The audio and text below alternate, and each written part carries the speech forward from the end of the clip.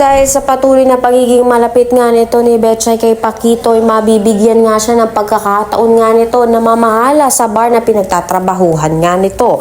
Kaya naman dahil dito magiging daan nga ito upang mamiligro ang buhay nga nito ni Betchay, na kung saan nga ay sinugod nga ito ng babae ni Paquito dahil hindi nga siya ang pinili nga nito na mamahala.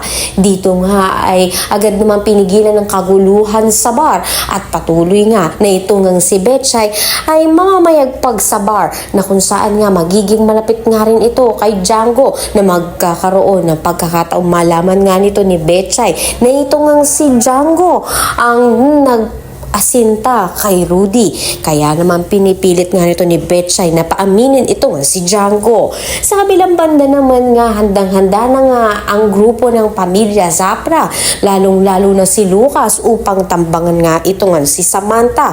Gigil na gigil nga siya sa paghihiganti dito dahil sa ginawa nga nito sa kanya at pag-aresto sa kanyang kuya na si Victor. Dito nga magkakaroon nga ng engkwentro na kung saan mag-isa nga itong nga si Sam nang tambangan nga siya.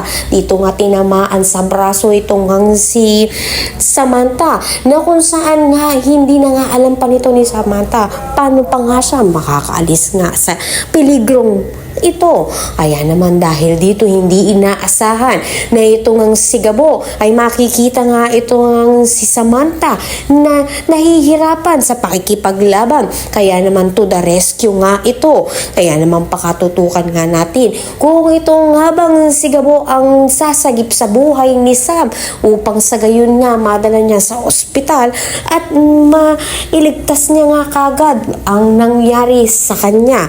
Ang lahat ng yan abangan natin. Maraming salamat sa iyong panonood.